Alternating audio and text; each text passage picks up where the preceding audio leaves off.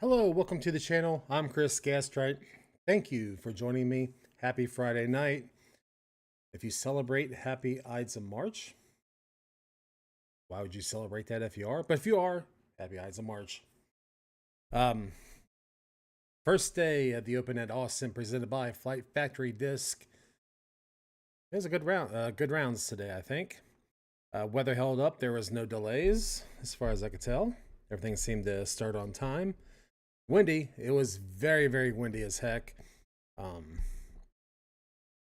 was watching, was it the live coverage of Hole 10 on the Disc Golf Network, and that wind was kicking.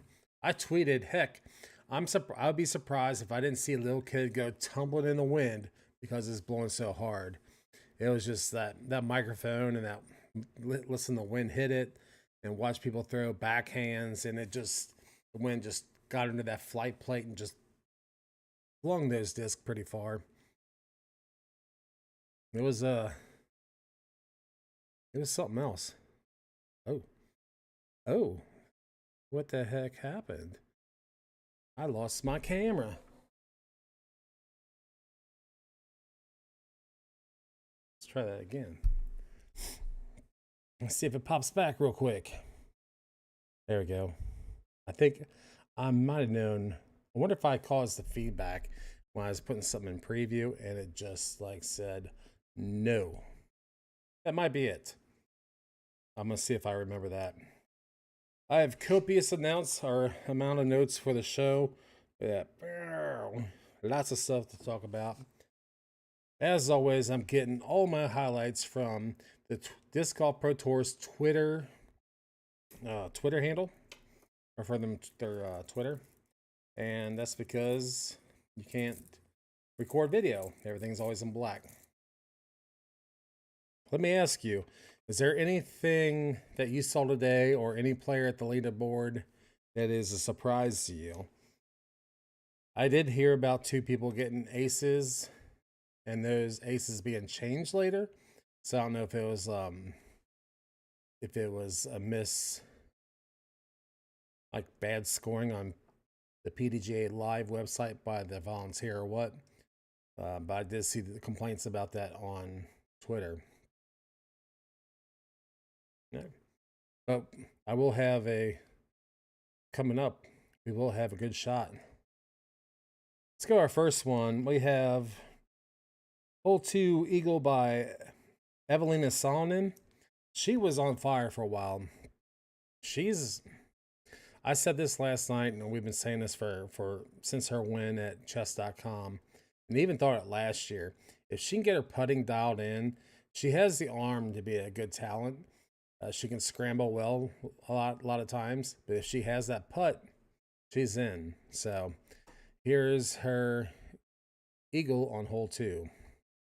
Well, the toss up. I guess they'll finish out with a putt.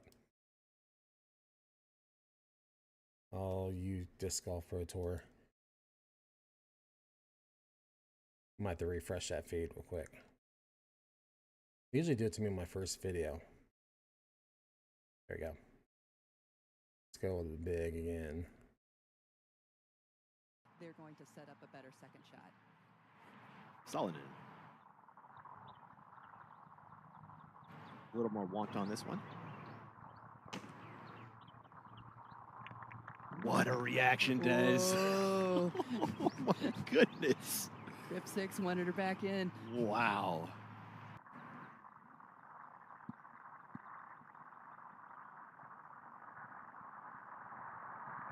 Oh, Look at Ian, that it looks like second she had a shot. clear look at it.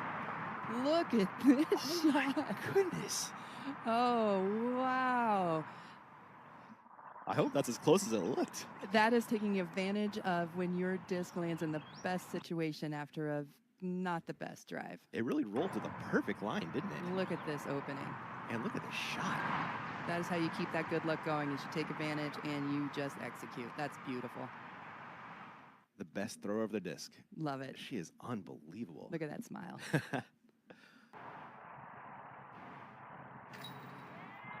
Ooh. Get it. Are we going to see some fun out of her this year? This Wow. putt found, and we always know she can drive. They're going That's to set awesome up a for better second Evelina. shot. Her and Henna both. We're talking about last night that they both have the arm to win on tour. It's just whether or not they have the putting. All right, second one up we have is the hole 3 almost ace by Evelina. Right after she did the birdie, is the almost ace.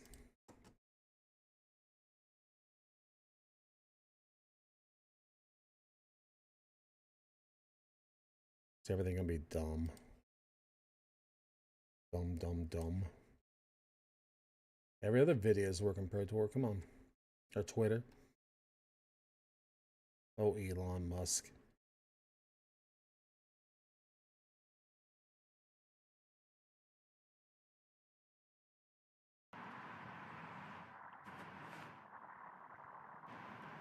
I like the forehand play. It's going to force itself Clack. right. Oh! I thought it was good. I didn't know it was that good. Evelina. I didn't even see if it stayed. I was so excited. I think it sat pretty well. Right on. I was trying Great to find anything forehand. wrong with that disc flight, and I couldn't Oh, find much. look Oh at my goodness. that. Yeah, I flipped over. I mean, look how close that was. Let's walk it back a little bit with the magic of the rewind on the timeline.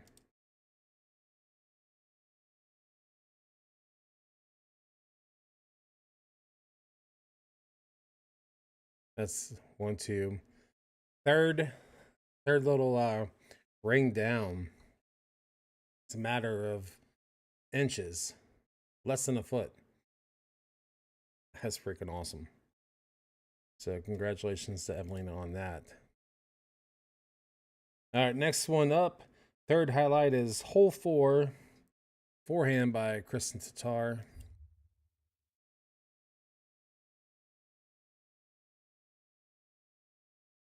Why are you being a turd? At least I know where everything is because it's being a turd.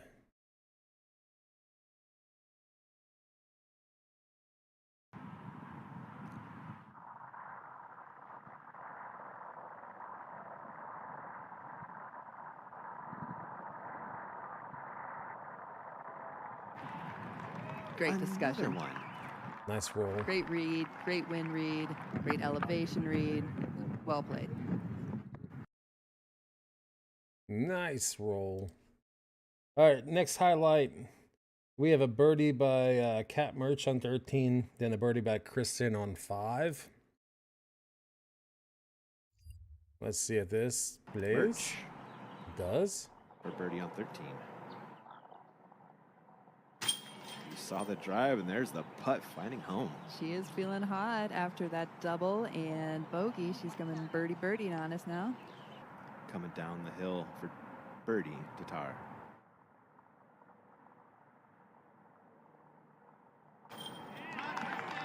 Crazy Boots.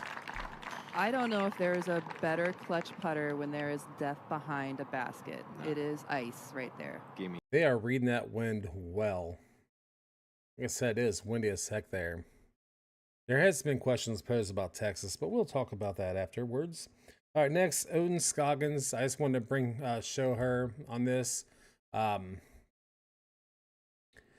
She talked during the last tournament at Waco that her forearm was hurting, and you'll see here that her forearm is wrapped. the tee shot. Yeah. I just want to show it and show the Scoggins wrap on the forearm. found OB off the tee. Is she going to find it again? Yes. No? Oh. Roll back No. in. No is the correct answer after a while. Get it on. That's right. Yeah. girl. Everybody's dancing. The She's drama. a character. She's fun. Oh my goodness. What's not to love about Owen Scoggins? All right, but hopefully she gets better. She gets that forearm better for sure. All right, next we have a jump putt on 12 from Tatar. And it's just a matter of processing it. Had to be silent for that. I was just feeling that one going in. Gosh. Massive putt from Tatar. Long range goodness. The power she can generate from that straddle and keep that just tight line. Boggles my mind. Really outstanding. Paige reaction. And this is one just really great trait of Paige Pierce is Absolutely. her competitive spirit to see everybody succeed. Yeah. She does. That's what I love about the FPO. I guess disc golf in general, people are just happy for other people, but more so on the FPO. All right, coming up, let's look at the scores after day one. We'll look at the lead card and chase card for tomorrow. Lead card shooting 7 down, Cat Merch, with followed by Henna Blomroos. She shot 6 down, followed by Kristen Tatar 5 down, and Katrina Allen 4 down. Let's go and just do a quick looky-loo and see if we had any clean cards. And I don't see any clean cards from the women at all. Got a lot of bogeys, but everybody did finish, so it was good. That's a testament to, yeah, the course changed. People like the course. It was a fun course, but it's still hard, as it should be. Others of note, let's look at the chase card for tomorrow. I said that and I didn't bring it back up. We have 3 people tied for 5th. Rebecca Cox, Owen Scoggins, and Evelina Solonen all shooting 3 down. And Missy Gannon will also be on that chase card. She was 2 down. Natalie Ryan, she was tied with Missy Gannon. And then we had 4 people tied for 10th. Juliana Corver still in that conversation. Valerie Mandojano and Lucky Lawrenson and Katie Belty. Any other of note? Erica Stinchcomb, she shot +1. Tied with Cynthia Ricciati, Hannah Manis, Ella Hansen.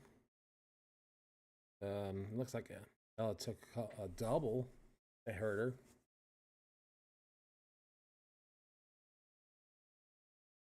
And looks like starting tomorrow, first card up will be, if they do a 4 card, will be Kimberly Dickerson, Jennifer Smiley, Emma Arp, and Rebecca Minnick. Let's move on, shall we? Moving to the MPO. First up on the MPO, we have Paul Yellowberry on one, just circling the pin with his throw. A pin. Paul, after that rough start last year, he was coming back from injury and just was working on stuff. He's been doing a lot better, and this, especially this year, you can see it. So here's his first shot on one.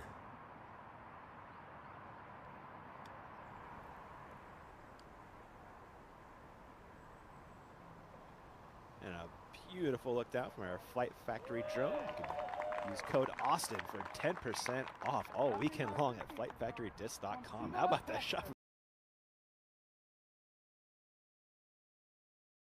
Let's see. Yeah, we'll Look show down just from our curling Flight up. Factory drone. You can use Basically, code Austin for 10%. Circling the basket like you circle the wagons, huh? All right, next up will be Calvin Heimberg parking on hole 9. This is Calvin's first tournament back since the chess.com open, and he's looking well today. Look good. I wasn't paying attention to that earlier. Let's just remove my face out of this. You don't need to see me right now, do we? Nope. Not as long as it seems. Says 460, playing very much so downhill. Probably going to feel like a 380 because you want to play it off the back of this ball golf green you're going to see here. Don't really need to fly it too much further than that. That looks great. My man Vinny. Not as long as it seems. I Says said hole 9. 460, It's actually playing hole 4. very Just much horrible so handwriting on downhill. my end. Probably going to feel like a 380 because you want to play it off the back of this ball golf green you're going to see here. Don't really need to fly it too much further than that. That looks great. My man Vinny. Not as long Nice. as it seems. All right, next up on the highlight train will be Simon Lizotte Scramble. There was a question, they said it was from hole 6, but he had to scramble to get to hole 6 apparently. And he did as Simon does, create a Simon line. We don't know how he got to where he got to, but I'm going to lose my face and we'll do this again. This is Simon Lizotte on hole 6, apparently. How did he end up here? Did a Simon thing, Must probably. have gone for a Simon line, and Wow. that's. It's like shades of Paul last year. I Remember don't that, think. Philo? Is that really hole 6? That doesn't look like Yeah, hole 6 at he all. hasn't finished hole 6 yet, so Wow. it should be hole 6. This is off the grid. Yeah. This is Simon Lizotte on hole 6. So that's your first highlight from Simon this year. All right, moving on. We have a skip ace from Nicholas Antela on hole 10. This is what I was hinting at earlier. So I'll go ahead and move my face and show this bad boy. No, it was going so well. Dang it. All right. It's okay. Pause. All right, here we go. Unrattle himself. I like this angle. Get in! Yes! Nicholas Antela one hops into the basket. That's the way to bounce back. Unrattle himself. Let's show it again. I like this angle. Get in! Yes! Nicholas Antela one hops into the basket. And that's what this whole was the hole I was talking about. You'll see the camera right there. That was the live camera for the live feed throughout the whole first round. And I saw guys. That's the way to bounce back. Dang it. You can see right here, I saw the wind just take disc and just throw it that way. It happened to Chris Dickerson. Who else did I see it happen to? I saw Casey White do a forehand and went out OB over there. Who else did I see? It was just a busy hole. Can't remember who else I saw in the hole. I watched it for a little bit because it was the downtime between the FPO and the MPO. All right, next up is AB Shredding 18. Please work. 18 with There we go. AB. Looking for the Corey Ellis line. Oh. Does it hold straight? Look at this. Oh. That's even better. Drive. Goes to the flex backhand for his second. Oh, just a slow drift even. All right, all right. In between. Step through away on the pole for Barella. 18 with AB. That's AB shredding 18. All right, let's look at the MPO scores for round one. We'll talk about, at first, we'll talk about lead card followed by chase card, and then other players of note. All right, on your lead card tomorrow, tied a 10 downer, 10 down, is Corey Ellis, Andrew Marweed, Gavin Rathbun shooting 9 down, and Anthony Barella, AB, shooting 8 down. Chase card would be Calvin Heimberg, who is tied with AB, shot 8 down. And in a three-way tie for 6, shooting 7 down is Matty O, Matthew Orm, Jake Hebenheimer, and Nicholas Santala. Joey Buckets, he was the leader for a while. He's been on fire this year. People are talking about him as being one of the dark horses, or I wouldn't say a dark horse, but he's been doing well these past 3 tournaments. His name has been in the mix. Let's look at Mr. Anderson, some of his stats. 6 of 9 from circle 1 in putting for 67%, and 3 of 7 in circle 2 putting for 43%. But here we go. He had just 3 bogeys on the day. As you see there, Nicholas Santala, the only person to have an ace. And let's go through, see if we have anything. We want to talk about people of note first too, right? Oh, I'm glad I'm down here at the bottom with the DNFs. I saw Scott Stokely. He put on Facebook that they had to wait for a marshal to come and walk with his card of 2 on hole 18, because they started with 4, then they went to 3, and then they went to 2. One of the people dropped out, DNF, was Silver Lat. Looks like he dropped out on hole 8 after he got a birdie on 7. Then I don't know who else was in the card, but it looks like it might have been Joe Notch, because you see here on 17 and 18, let's be my big head, he took the max number on 17 and 18. So I'm assuming tomorrow when it comes out that Joe Notch DNF'd. So there's 2 guys so far DNF. One, I don't want to speculate, I don't know, but Silver dropped early. And he wasn't having that bad of a round. I mean, yeah, he did take a quadruple bogey on hole 2, and then 2 bogeys on, or 1 bogey apiece on 4 and 6. But it looked like he might have been maybe making a comeback on starting with 7. Don't know if it's an injury or what, but we'll see. All right, let's move up. We will look at other people of note. Brody Smith, he had a +5. Austin Hannum +6. Alden Harris +5. Justin Rosak +5. Calvin Longquist +4. Paul Crayons +4. Connor O'Reilly +4.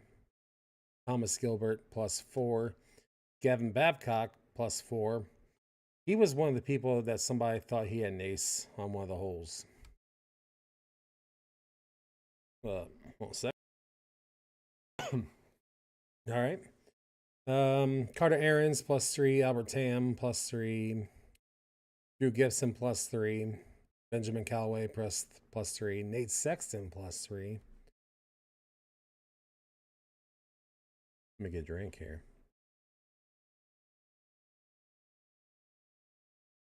Garrett Gurthey +3. But he had injury last year too, so he's still making a comeback, excuse me. Joey Tamale +2.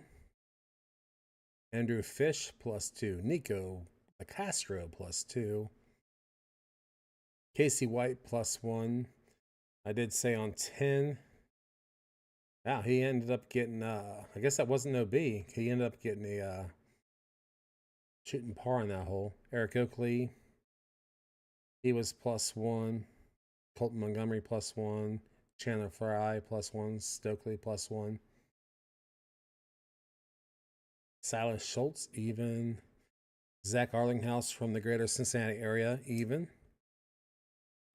Parker Welke, even. James Proctor, even. James Proctor was doing well early round. He was up near the leaderboard, or near the top of the leaderboard. Tristan Tanner, -1. Colbert Allen, -1. Vino Makala, -1. Chris Clemens, Jesse Neiman, all -1. How many people were in a tie for -1? Or for 42nd. 1, 2, 3, 4, 5, 6, 7, 8, 9, 10, 11, 12. 12 people tied for 42nd, shooting one down. James Conrad, Paul Yulberry, Paul Macbeth, Bradley Williams, Scott Withers, Kevin Jones, Nick Newton, and the other ones I just said. Robert Burge, -2, shooting 2 under. Joel Freeman, shooting 2 under. Luke Humphreys, shooting 2 under. Only had 2 bogeys, but only 4 birdies. Adam Hammis, also 2 down. Gooseman, Aaron Gossage, he's tied with Simon Lizotte, shooting 2 down.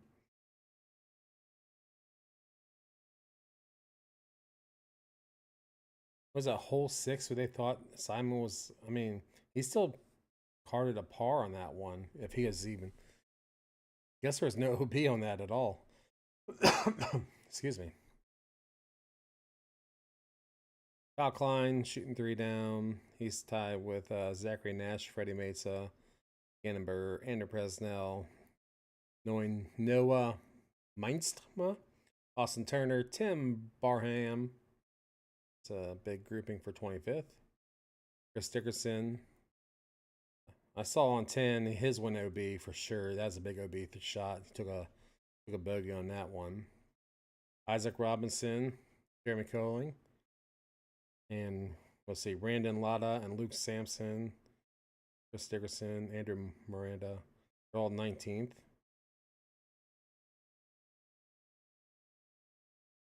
Ezra Adelhold, he was up there in the leaderboard when he went in the clubhouse. Emerson Keith shooting 5 down, as well as Ezra Robinson.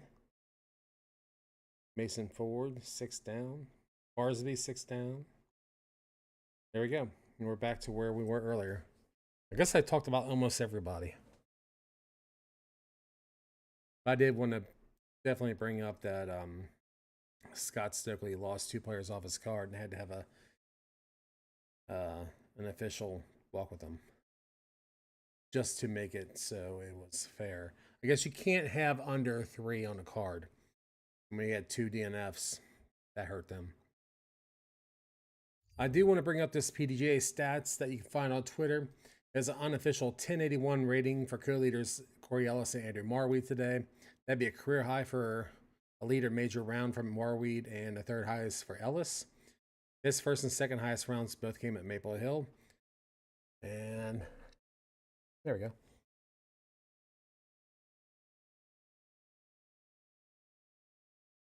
It's my Elgato burning up.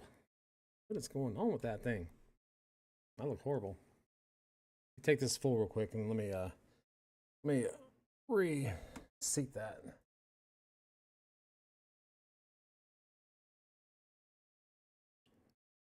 We'll see what that looks like. There we go. Mucha beta. All right. And Corey Ellis, I think was it last year or the year before that? Simon beat him, and Corey was waiting in the clubhouse with the lead, and Simon came out of nowhere and beat him. All right, that's it. That was the let's do a quick check of weather for tomorrow. I think I heard that weather is going to be a little bit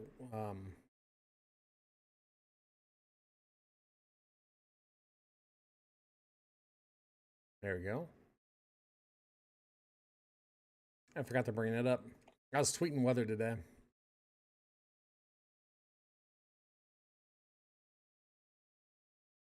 Oh, I'll bring my face up while I wait. Try this again while.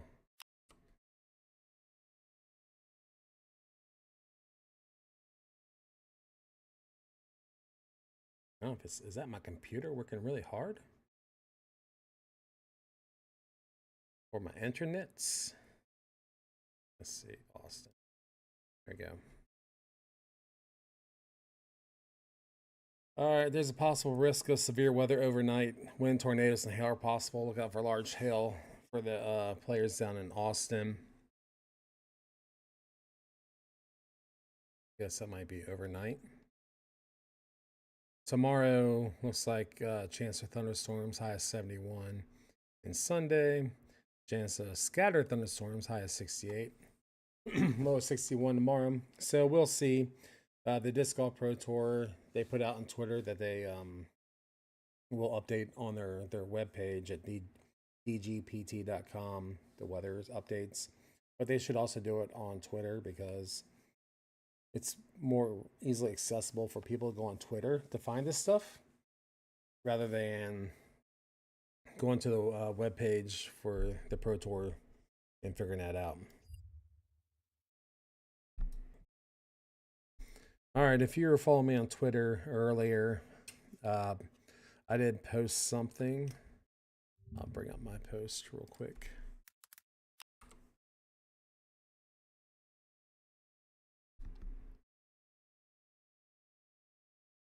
All right. All right, my post from earlier, it's from something happening this week. Yeah, it's been happening this week. As you all know, I am from the greater Cincinnati area, and we have, for our sports teams, we have the Cincinnati Reds, Cincinnati Bengals. Major League Soccer, we have FC Cincinnati, and college teams like UC, Xavier, NKU. But there's a thing with FC Cincinnati where there's an issue where they pulled the credentials for Laura Failer. And I want to talk about that for a second because as a reporter, I don't know what people know about reporters, but you're not beholden to just talk to a team or a government official or whatever to get your story. You are obligated to give the facts to the public in your best, give it your best effort. So that means you talk to multiple people, you talk to multiple sources.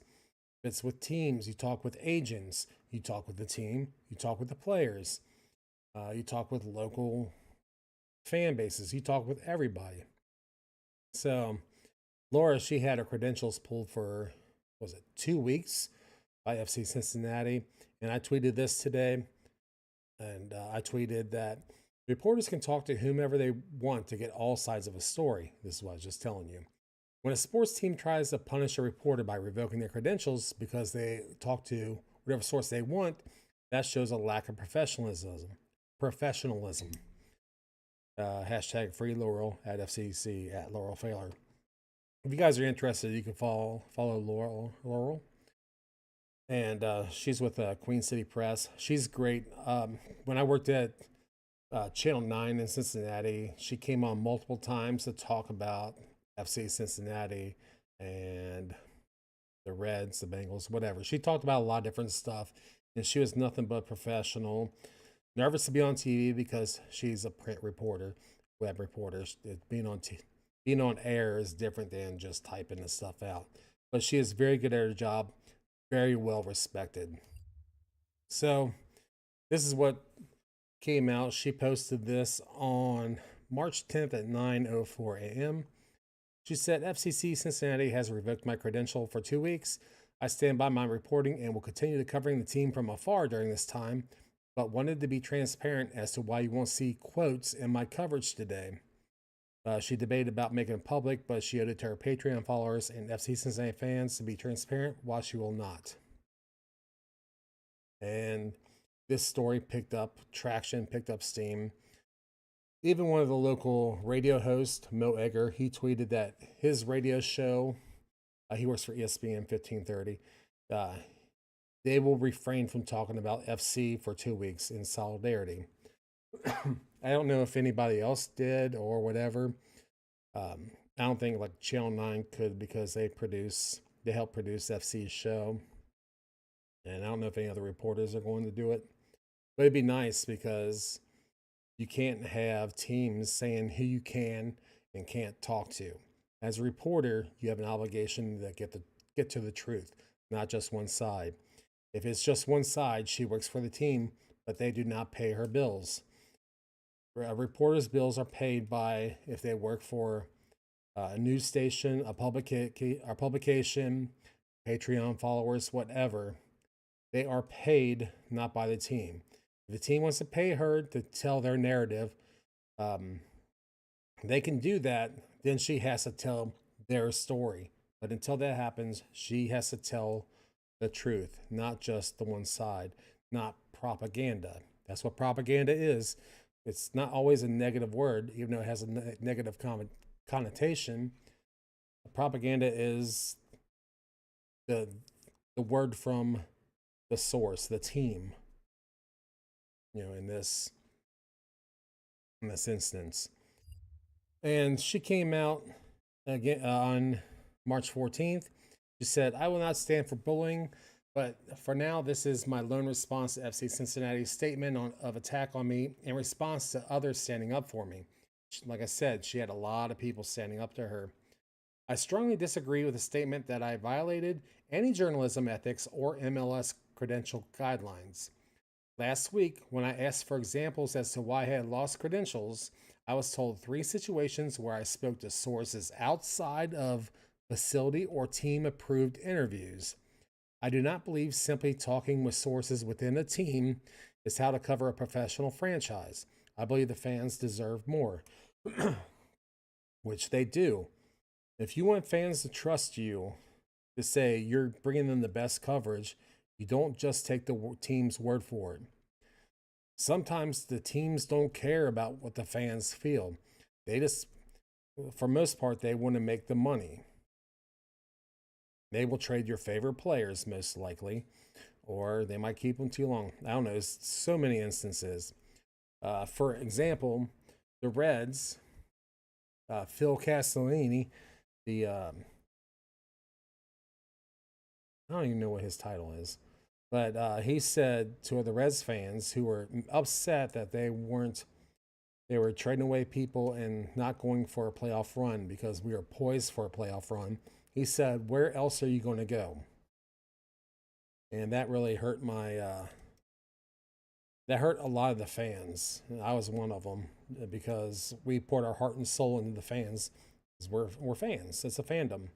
And when he said, "Where are you going to go?" I said, "Oh, I will go to the Florence Y'alls. I will not spend another penny on the Cincinnati Reds. I will not go to games, even though I support the players." The shirt is old as heck, so I have not bought anything new since that statement. You can't treat fans like they're dumb and just they will pay for anything. So now I want to bring up the FCC statement that she just she replied about. All right, to our fans who have inquired about the status of media credentials for Queen City Press, in 7 years, over thousands of stories, FC Cincinnati has never rescinded a reporter's credentials. Reporters are invited into FC Cincinnati's Mercy Health Training Center and TQL Stadium, our workspaces, consistent with a tradition of integrity and trust between sports organizations and the media. Since its founding in 2015, FC Cincinnati has supported local journalism and coverage from its hometown newspapers, television, and radio stations, and news media bloggers alike. We have no issue with critical yet professional coverage of the team. as it is the passion of fans for a successful team that drives the intensity of our support while we aim to proudly represent our community. We had no intention of making the story public. However, since Laurel Pfahler has driven public attention to the matter, we have no choice but to provide answers to the many questions our fans are asking. Laurel has failed to act in accordance with the standards and practices of the Society of Professional Journalists and the MLS Notice of Credentials Use Conditions. She refuses to accept responsibility for her actions despite multiple conversations and attempts at working together to forge a productive relationship between her and the club. Out of professional decorum, we will not be sharing the details publicly. The decision to temporarily rescind her media credentials is meant to serve as an opportunity to reflect and rebuild based on trust, transparency, and adherence to a common set of standards and ethics associated with her role as a journalist. In the spirit of All for Cincy, we hope to move forward in a positive manner soon. That's not how that works. Well, they said they're going to provide answers to the many questions fans are asking, but they're not talking about details. Yeah, the only reason why they're talking about it, they thought she was going to roll over and lay down and not say anything. That's not how journalists work. It's nerve-wracking to go against something that you love reporting about. People get into sports reporting because they love sports, not because of they want to tear down a team. They get into it for the love of SC, the love of Reds, if you're in Cincinnati area, whatever. They just love sports. No malicious intent. You can go read a lot of Laurel's writings. I encourage you to do so. Go look at her Twitters, look at her tweets. You are not beholden to the team to just go through approved sources to get a story. You have to, as a professional journalist with integrity, you have to talk to everybody, you know? I have seen people blasting her because it's people who are fans or really close to the management of FC Cincinnati, or fans who don't understand how journalism works.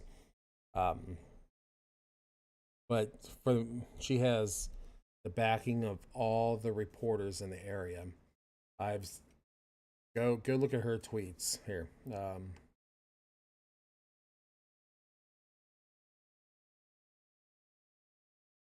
Justin Williams of Cincinnati, he posted something about it. Let's see. Original tweet. Lindsay Patterson, she writes in Cincinnati. Reggie Wilson, he used to work in Cincinnati. He's in Minnesota now. You just go through and just find people. This.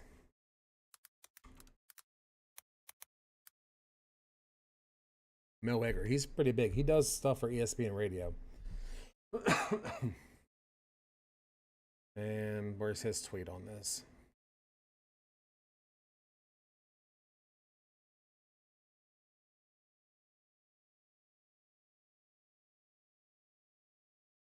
I wonder if this low rig got more congested is into response to FC Cincinnati. All right, and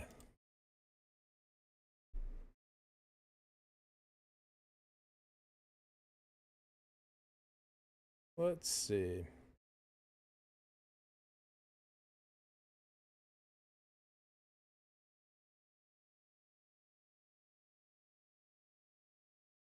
I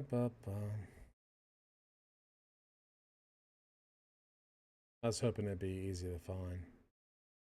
I don't see it. But he tweets a lot.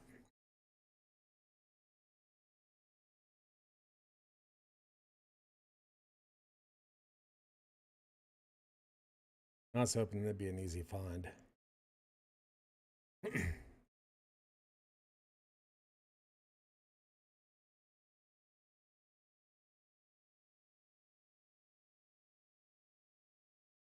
think I'm getting close.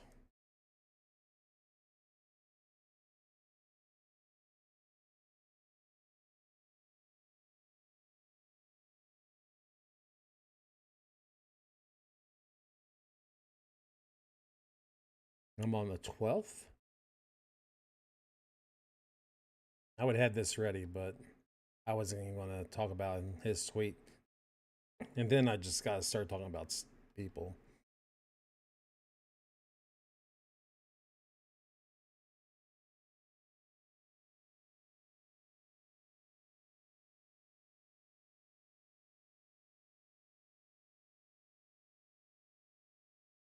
Let's see. Oh, here we go. March 10th. Our show will be suspending its FE. Excuse me.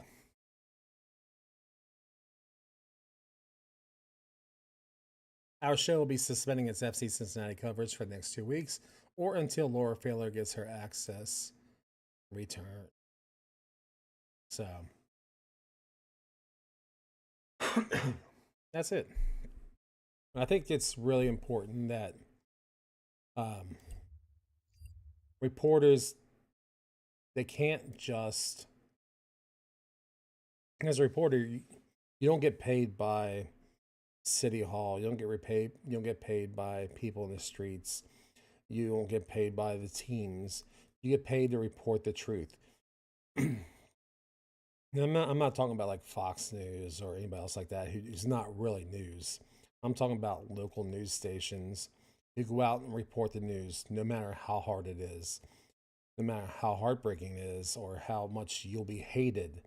You have to report the facts, because that's why a lot of these people, I say 99.9% of them, went into news to report facts because they want to make a difference. So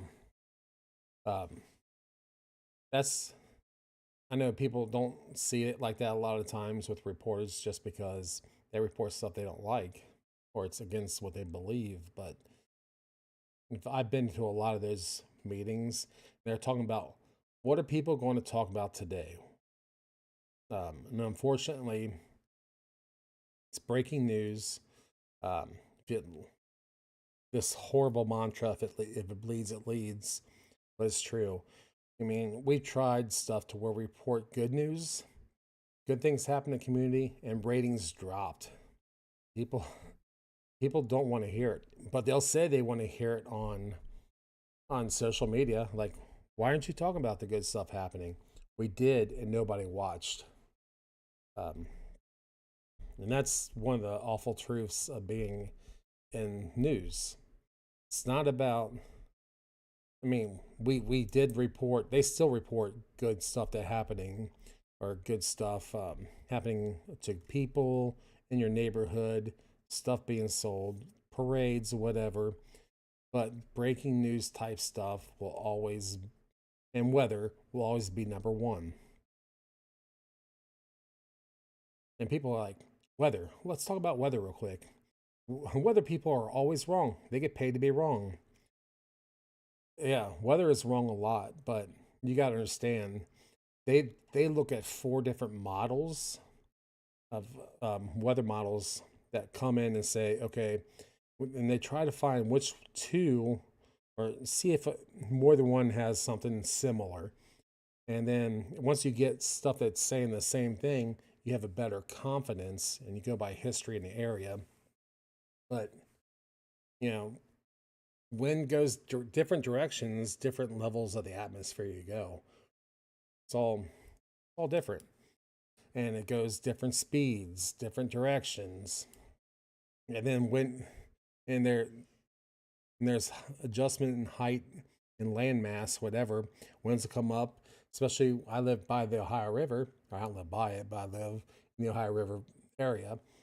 And wind pushes up and it changes jet streams or whatever, it changes air masses. Fronts can stall, so you won't get as much rain or as much snow, or you might get dumped on. You never know. But people always think they can do what weather people do. I say, good luck. You should try it. You sit there and look at all the models they look at, and they look at them constantly during the show. It's not like they put it together and just sit back, put their feet up and say, I'm done for the day. They're constantly looking at putting new stuff together, because weather is always changing. All right, so that's me off my weather soapbox.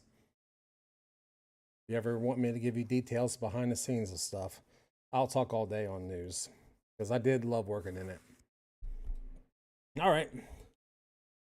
If you're not following me on Twitter, what are you doing? Come on. I have 3,249 posts, tweets. I'm tweeting when I'm going live. I'm tweeting about who's winning on the day. I'm tweeting about weather. I'll show a weather video of my area. This is me last night.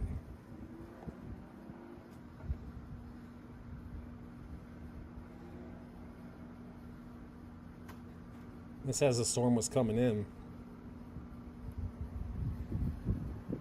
And my ambiance. And other funny stuff. So, follow me on Twitter at BrokenEyePro1. That's it. Yeah. Follow me on YouTube. If you're watching this on YouTube and you like what you see, please like and subscribe and share with your friends and family, especially your family. Give me as a present.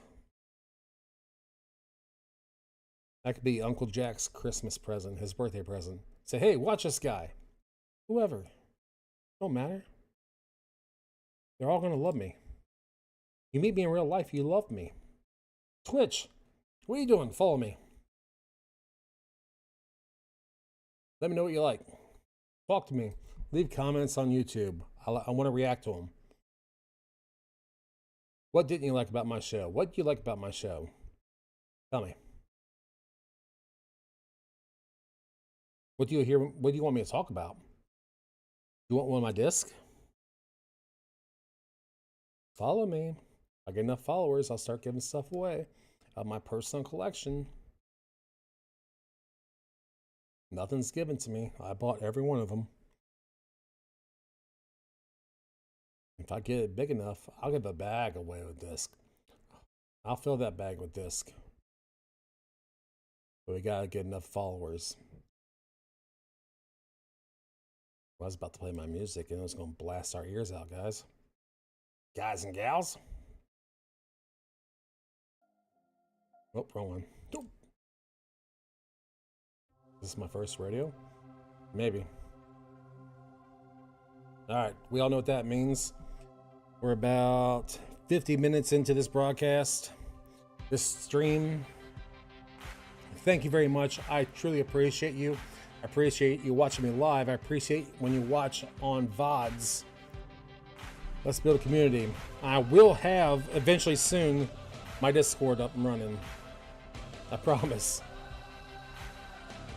And like I said, give me a like and subscribe on YouTube if you like it. Give me a follow on Twitch. Eventually you'll be able to subscribe. Let's just keep this going.